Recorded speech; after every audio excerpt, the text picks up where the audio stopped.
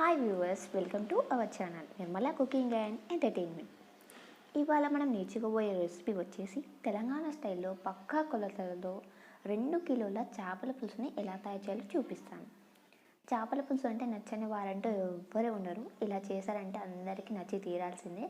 చాలా సింపుల్గా టేస్టీగా ఎలా తయారు చేయాలో చూపిస్తాను.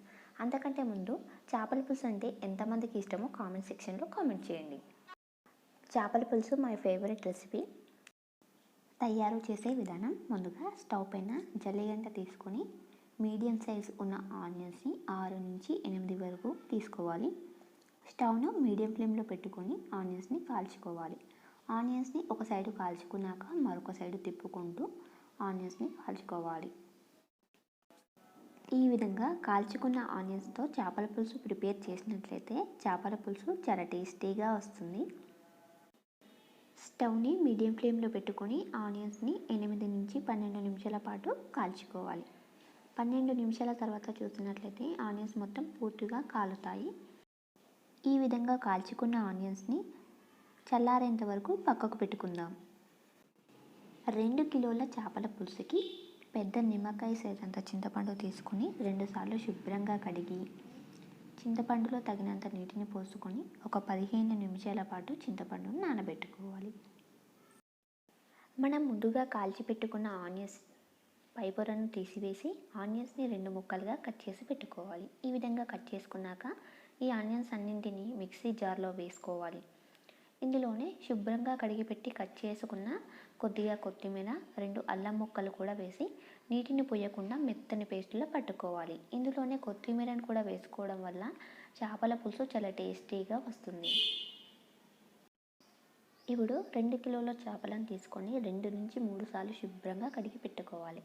చేపలను ఈ విధంగా కడిగి పెట్టుకున్నాక ఇందులో చేపలు నీటిలో మునిగేంత వరకు నీటిని పోసుకొని ఇందులో కొద్దిగా గల్లుప్పు వేసుకోవాలి. గల్లుప్పు లేదా దొడ్డుప్పు, లావుప్పు అంటారు. ఈ ఉప్పు వేసుకున్నాక ఒకసారి కలుపుకోవాలి. ఇందులోనే 1 టేబుల్ స్పూన్ వరకు ఆయిల్ వేసుకొని ఆయిల్ కూడా నీటిలో కలిసేలాగా ఒకసారి కలుపుకోవాలి. ఈ విధంగా శుభ్రంగా కడిగి పెట్టుకున్న చేపలని పక్కకు పెట్టుకుందాం. ఇప్పుడు చేపల పులుసును తయారు చేసుకుందాం. చేపల పులుసు ఎప్పుడు చేసినా సరే అండి, మందపాటి మరియు వెడల్పు ఎక్కువగా ఉన్న గిన్నె తీసుకోవాలి. గిన్నె వెడల్పుగా ఉన్న తీసుకోవడం వల్ల చేప ముక్కలను కలుపుకోవడానికి ఈజీగా ఉంటుంది. 2 కిలోల చేపల పులుసుకి 2 టీ గ్లాసుల ఆయిల్ని తీసుకుంటున్నాను. ఈ ఆయిల్ హీట్ అయ్యాక 1 టీ స్పూన్ జీలకర్ర వేసుకోవాలి. ఇందులోనే మనం ముందుగా కాల్చి పేస్ట్ చేసుకున్న ఆనియన్స్ పేస్ట్ని ఆయిల్లో వేసుకోవాలి. స్టవ్ను సిమ్లో పెట్టి ఆనియన్ పేస్ట్ని నూనెలో కలిసేలాగా కలుపుకోవాలి.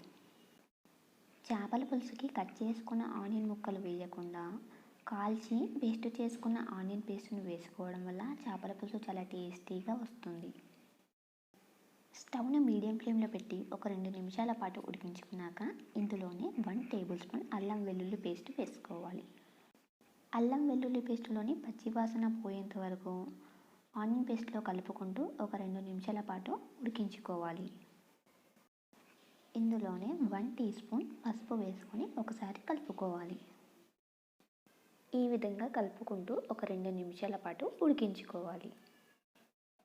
ముందుగా మనం 15 నిమిషాల పాటు నానబెట్టుకున్న చింతపండును తీసుకొని చిక్కటి చింతపండు రసాన్ని ఒక గిన్నెలోకి తీసుకోవాలి. పిప్పిని తీసేసి వడకట్టుకున్న చింతపండు రసాన్ని ఇందులో యాడ్ చేసుకోవాలి. చింతపండు రసాన్ని ఇందులో పోసుకున్నాక ఒకసారి మొత్తం పులుసుని కలుపుకోవాలి. చేపల పులుసు చిక్కగా ఉంటేనే చాలా టేస్టీగా ఉంటుంది. చేపల పులుసు కొంచెం లూజ్గా కావాలనుకునేవారు ఈ పులుసులో కొద్దిగా వాటర్ని యాడ్ చేసుకొని కలుపుకోండి. పులుసుని ఒకసారి కలుపుకున్నాక 2 కిలోల చేపల పులుసుకి 2 టేబుల్ స్పూన్ల కారం వేసుకోవాలి.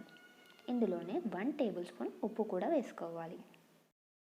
ఉప్పు, కారం 2 కూడా పులుసులో కలిసేలాగా బాగా కలుపుకోవాలి. ఒక 2 నిమిషాల తర్వాత ఇందులోనే 1 టేబుల్ స్పూన్ జీలకర్ర పొడి వేసుకోవాలి.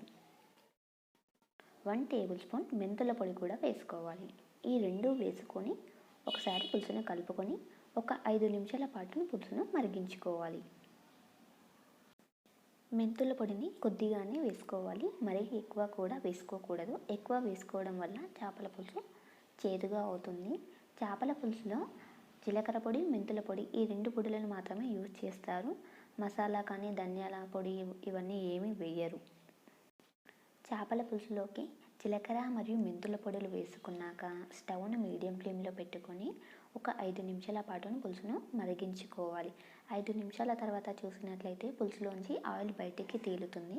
అప్పుడు మనం శుభ్రంగా కడిగి ఉప్పు నీటిలో నానబెట్టుకున్న చేప ముక్కలన్నింటినీ కూడా ఈ పులుసులో వేసుకోవాలి. చేపల పులుసుకి వెడల్పు ఎక్కువగా ఉన్న గిన్నె తీసుకోవడం వల్ల చేప ముక్కలను కలుపుకోవడానికి ఈజీగా ఉంటుంది. చేప ముక్కలన్నింటినీ పులుసులో వేసుకున్నాక ముక్కలన్నీ పులుసులో కలిసేలాగా ఒకసారి కలుపుకోవాలి. స్టవ్ను మీడియం ఫ్లేమ్లో పెట్టుకొని ఒక 8 నిమిషాల పాటు చేపల పులుసును మరిగించుకోవాలి. చేప ముక్కలని ఎక్కువగా కలుపుకోవడం వల్ల చేప ముక్కలు ముక్కలుగా విరిగిపోతాయి. ఎందుకంటే చేపలు చాలా సున్నితంగా ఉంటాయి కాబట్టి ఎక్కువగా కలుపుకోకూడదు. 8 నిమిషాల పాటు చేపల పులుసుని మరిగించుకున్నాక స్టవ్ను సిమ్లో పెట్టుకొని మరొక 5 నిమిషాల పాటు చేపల పులుసుని మరిగించుకోవాలి. ఈ విధంగా చేప పులుసుని మరిగించుకోవడం వల్ల మసాలాలన్నీ చేప ముక్కకు పట్టుకొని చేపల పులుసు చాలా టేస్టీగా వస్తుంది. 5 నిమిషాల తర్వాత చూసినట్లయితే చేపల పులుసులో నుంచి ఆయిల్ ఈ విధంగా బయటికి తేలుతుంది. ఇప్పుడు స్టవ్ ఆఫ్ చేసుకున్నట్లయితే ఎంతో రుచికరమైన చేపల పులుసు రెడీ. ఈ చేపల పులుసుని వండిన రోజు కాకుండా తర్వాతి రోజు కనుక తిన్నట్లయితే చాలా రుచిగా ఉంటుంది. మా వీడియో కనుక మీకు నచ్చినట్లయితే లైక్ చేయండి, షేర్ చేయండి. మరిన్ని వీడియోస్ కోసం మా ఛానల్ని సబ్స్క్రైబ్ చేయండి. Thanks for watching.